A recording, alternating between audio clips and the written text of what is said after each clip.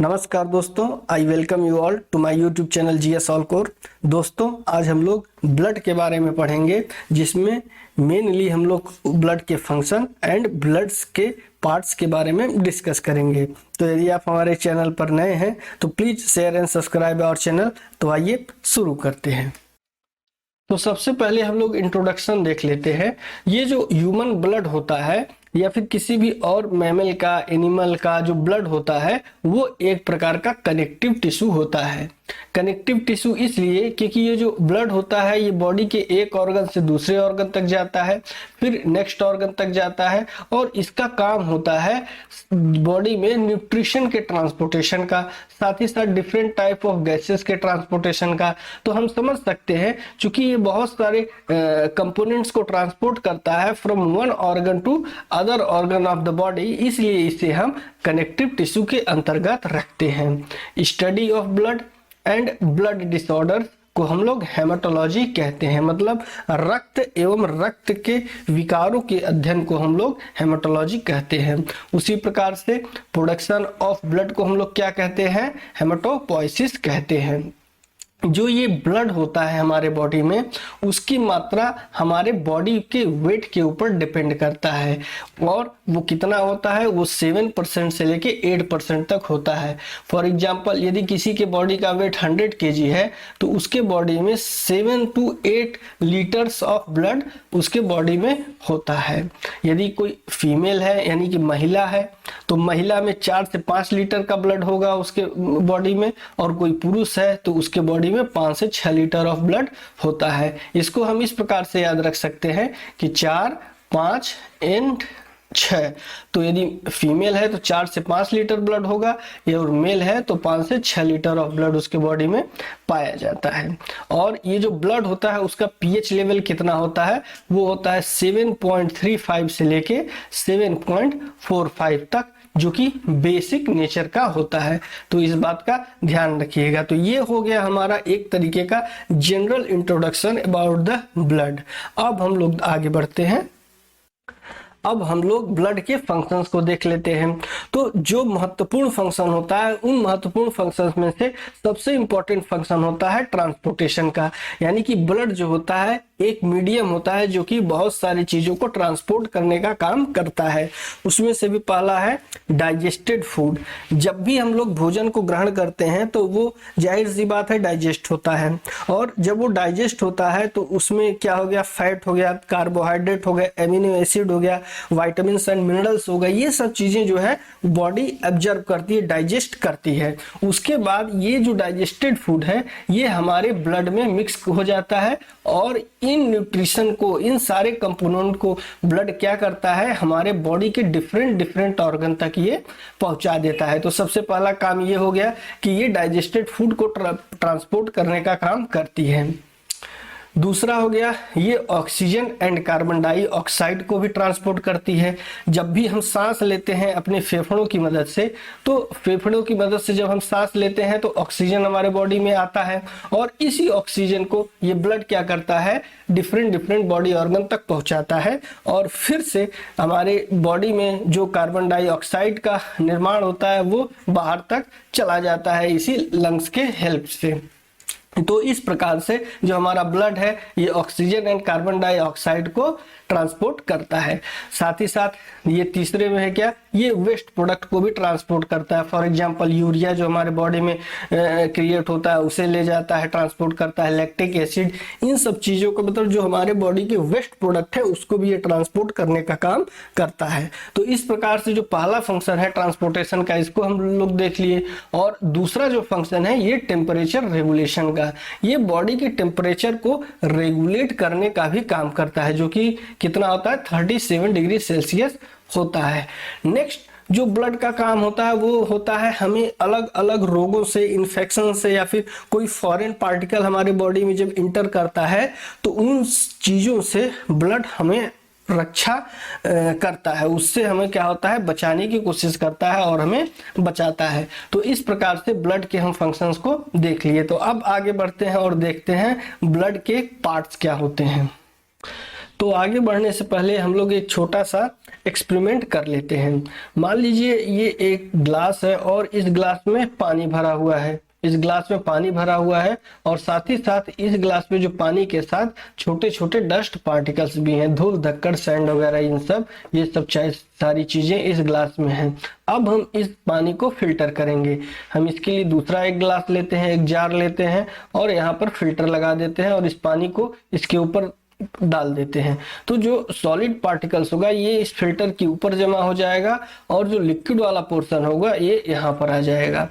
तो ये जो लिक्विड वाला पोर्शन है, ये यदि हम ब्लड से कंपेयर करेंगे तो इस लिक्विड वाले पोर्शन को हम लोग प्लाज्मा कहते हैं। ये प्लाज्मा जो होता है ये लिक्विड पोर्शन होता है और बाकी ये जो ऊपर वाला जो सॉलिड पार्टिकल्स बचे हुए हैं इसे ही हम ब्लड सेल्स कहते हैं या फिर ब्लड कॉर्पसेल्स कहते हैं, जिसके अंतर्गत हमारा आरबीसी आता है, डब्ल्यूबीसी आता है एंड ब्लड प्लेटलेट्स आते हैं। तो इस प्रकार से हम देख लिए कि जो लिक्विड वाला पोर्शन है उसे हम ब्लड प्लाज्मा कहेंगे और जो बचा हुआ ऊपर भाग है उसे हम ब्लड सेल्स कहेंगे या फिर ब्लड कॉर्पसेल्स कहते हैं। तो आइए इसके पार्ट्स के बारे में देखते हैं और विस्तार से।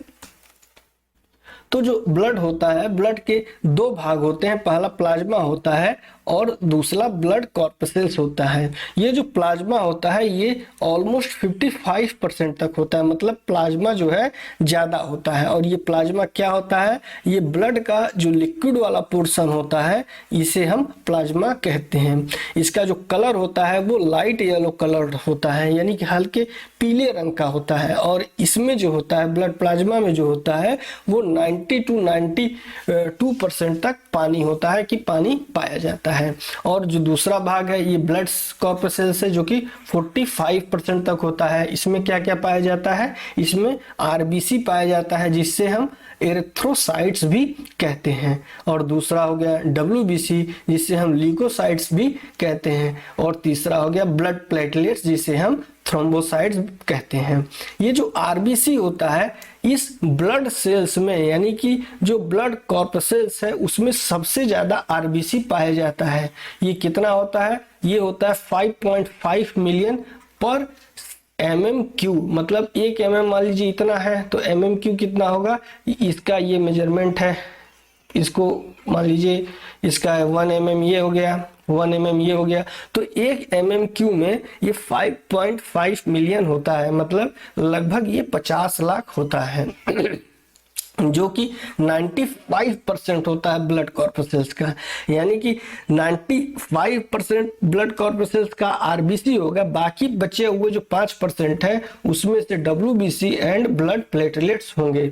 इसी आरबीसी में हीमोग्लोबिन पाया जाता है। हीमोग्लोबिन क्या होता है, एक प्रकार का प्रोटीन होता है, ये कम्प्लेक्स प्रोटीन होता है और इस कम्प्लेक्स प्रोटीन में आयरन होता है, आयरन पाया जाता है और इसी की वजह से ये इसका कलर रेड भी होता है और ये ऑक्सीजन को कैरी करने का काम करता है। ये जो आरबीसी होता है इसका लाइफ टाइम 120 दिन तक होता है, मतलब ये 120 दिन तक काम करेगा, उसके बाद ये मर जाएगा। आरबीसी के अंदर नो न्यूक्लियस, यानी कि न्यूक्लियस नहीं पाया जाता। और यदि हम डब्ल्यूबीसी की बात करें तो डब्ल्यूबीसी 6000 से लेके 8000 तक होता है पर MM3 में और इसका लाइफ टाइम होता है 13 से 20 दिन तक ये जिंदा रहता है, परंतु इसमें न्यूक्लियस पाया जाता है। आरबीसी में न्यूक्लियस नहीं पाया जाएगा परंतु डब्ल्यूबीसी में न्यूक्लियस पाया जाता है। यदि हम ब्लड प्लेटलेट्स की बात करेंगे तो ब्लड प्लेटलेट्स का संख्या होता है 1.5 लाख से 3.5 लाख तक पर MM3 और इसका लाइफ टाइम कितना होता है, इसका लाइफ टाइम होता है 8 दिन से लेकर 9 दिन तक और इसमें भी न्यूक्लियस पाया जाता है। तो इस बात का ध्यान रखिएगा कि आरबीसी में न्यूक्लियस नहीं पाया जाएगा, न्यूक्लियस केवल और केवल डब्ल्यूबीसी में पाया जाएगा एंड ब्लड प्लेटलेट्स में पाया जाता है। तो आइए अब इन सभी के बारे में हम लोग विस्तार से देखते हैं। तो सबसे पहले हम लोग देखते हैं ब्लड प्लाज्मा के बारे में। ब्लड प्लाज्मा, जो प्लाज्मा होता है हमने ये देखा कि ये जो ब्लड का 55% तक होता है जो कि इसका ब्लड का लिक्विड पोर्शन होता है। इसका प्रमुख फंक्शन क्या होता है, ये किन चीजों को ट्रांसपोर्ट करता है, तो ये न्यूट्रिएंट्स को ट्रांसपोर्ट करता है, वेस्ट प्रोडक्ट को बॉडी में ट्रांसपोर्ट करने का काम करता है। इसमें बहुत सारे इलेक्ट्रोलाइट्स होते हैं, जैसे सोडियम हो गया, पोटासियम हो गया, क्लोराइड हो गया, तो इस प्रकार के जो इलेक्ट्रोलाइट्स इसमें प्रेजेंट रहते हैं। और इसमें 3 प्रकार के मुख्य प्रोटीन पाए जाते हैं, जिसे हम क्या कहते हैं, फाइब्रिनोजेन, ग्लोबुलिन एंड एल्ब्यूमिन्स। ये 3 प्रकार का जो मेजर प्रोटीन होता है इसमें पाया जाता है। और ये जो फाइब्रिनोजेन है, ये प्रोटीन जो होता है, ये किस फंक्शन को परफॉर्म करता है, ये क्लॉटिंग के लिए नेसेसरी होता है। मतलब यदि जो ब्लड का थक्का जमता है वो इसी की वजह से जमता है। यदि हम प्लाज्मा में से इसी जो क्लॉटिंग फैक्टर है इसका, यानी कि जिससे ब्लड क्लॉट करने में जिससे हेल्प मिलता है, यानी कि फाइब्रिनोजेन को निकाल देंगे तो उसी को हम लोग सीरम कहते हैं। तो फाइब्रिनोजेन को हम निकाल दिए तो जो सीरम बचा हुआ है, अब सीरम में क्या क्या चीज पाया जाएगा, इलेक्ट्रोलाइट्स होगा, एंटीबॉडीज होगी, एंटीजेंस होगा और हार्मोन्स होता है। तो यहाँ पर हम एक चीज देख रहे हैं कि इसमें एंटीबॉडीज भी होता है। तो यानी कि हम सीरम का यदि हम यूज करें तो हम ये समझ सकते हैं कि बॉडी के ब्लड में किस प्रकार का एंटीबॉडीज है, और जिस प्रकार की एंटीबॉडीज होगी उसके आधार पे हम इन चीजों का निष्कर्ष निकाल सकते हैं कि बॉडी में किस टाइप का इन्फेक्शन है, किस टाइप का डिजीज है। तो इसी सीरम से ये बात पता लगाई जा सकती है कि बॉडी में किस प्रकार का इन्फेक्शन है या फिर किस प्रकार का डिजीज है, वो इसी सीरम का यूज करके किया जाता है। अब आइए आगे बढ़ते हैं, ब्लड के जो अलग सॉलिड वाले पार्ट्स हैं उसके बारे में डिस्कस करते हैं। अब हम लोग देखते हैं ब्लड कॉर्पसेल्स या फिर ब्लड सेल्स। ये जो ब्लड सेल्स होता है ये इसका निर्माण कहाँ पर होता है, यदि ये कोई प्रश्न पूछे तो हम लोग जनरल ढंग से ये बता देते हैं कि ब्लड सेल्स का या फिर कॉर्पसेल्स का निर्माण बोन मैरो में होता है। परंतु बोन मैरो भी तो 2 टाइप का होता है। हम यहाँ इस फिगर में देख सकते हैं कि ये वाला जो पोर्शन है ये येलो बोन मैरो है, एंड ये वाला पोर्शन जो है ये रेड बोन मैरो है। तो हमारा ब्लड का निर्माण रेड बोन मैरो में होता है। एक्चुअली होता क्या है कि रेड बोन मैरो में स्टेम सेल्स पाई जाती हैं, स्टेम सेल्स, और ये स्टेम सेल्स जो है डेवलप करके RBC, WBC and blood platelets का निर्माण करती हैं। परंतु यदि येलो बोन मैरो की हम बात करेंगे तो येलो बोन मैरो का जो स्टेम सेल्स होता है वो कार्टिलेज का निर्माण करता है, फैट का निर्माण करता है एंड बोन सेल्स का निर्माण करता है। तो यदि ऑप्शन में यह रहे कि ब्लड कॉर्पसेल्स या फिर ब्लड सेल का निर्माण कहाँ पर होता है, और ऑप्शन में यह रहे कि red bone marrow and yellow bone marrow, तो हमें यह समझ जाना है कि इसका सही आंसर होगा रेड बोन मैरो। अब आइए ब्लड कॉर्पसेल्स में जो 3 टाइप के हमने आरबीसी, डब्ल्यूबीसी एंड प्लेटलेट्स के बारे में देखा था, अब आइए उसे विस्तार से देखते हैं।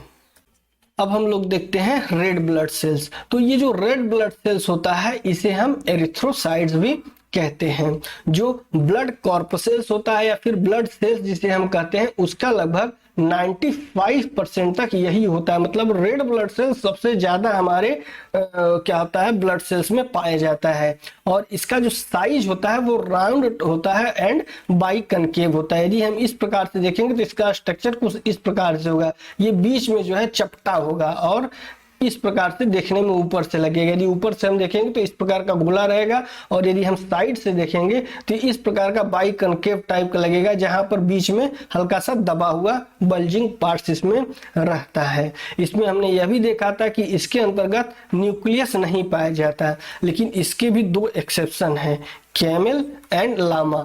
ये 2 जो एनिमल्स होते हैं इसके रेड ब्लड सेल्स में न्यूक्लियस पाया जाता है।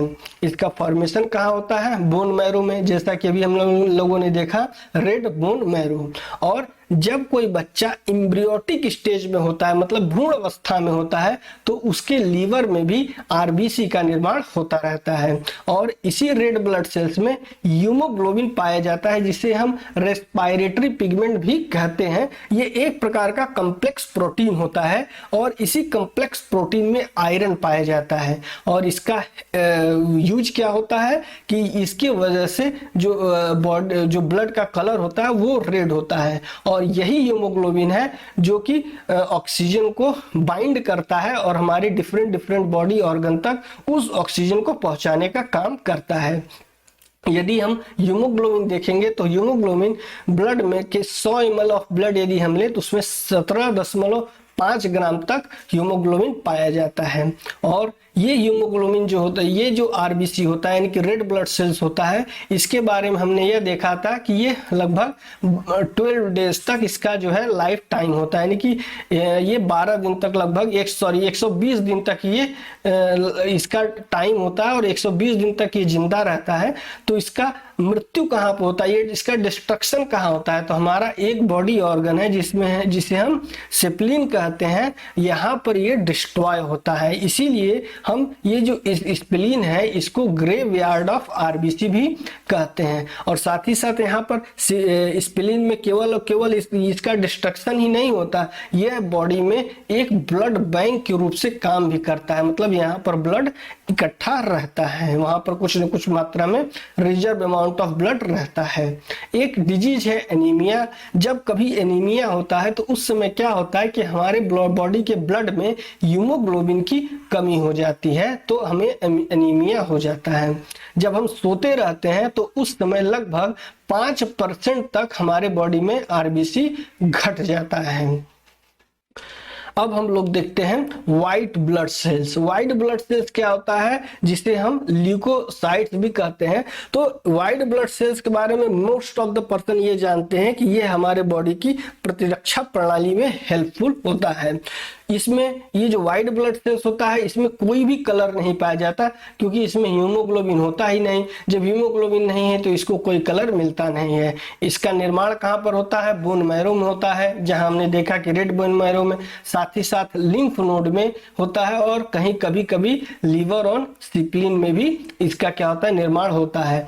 परंतु इसका डिस्ट्रक्शन कहाँ होता है, ये डिस्ट्रॉय कहाँ पर होता है, ये डिस्ट्रॉय होता है लिम्फेटिक सिस्टम में। जो हमारा लिम्फेटिक सिस्टम है इसको हम लोग कभी अलग से पढ़ेंगे। यहाँ पर ये जाकर डिस्ट्रॉय होता है, मतलब खत्म हो जाता है, मर जाता है। इसका प्रमुख फंक्शन क्या होता है कि बॉडी को प्रोटेक्ट करना, जो बाहर से बैक्टीरिया हो गया, वायरस हो गया या फिर अदर फॉरेन पार्टिकल से हमारे बॉडी के ऊपर अटैक करती है, तो यही व्हाइट ब्लड सेल उससे लड़ता है और हमारे शरीर को सुरक्षा प्रदान करता है। यदि हम आरबीसी और डब्ल्यूबीसी का रेशियो देखेंगे तो 600 यदि मान लीजिए यूनिट्स क्या होता है आरबीसी हमारे बॉडी में है, तो केवल और केवल एक ही यूनिट हमारे बॉडी में डब्ल्यूबीसी पाया जाएगा।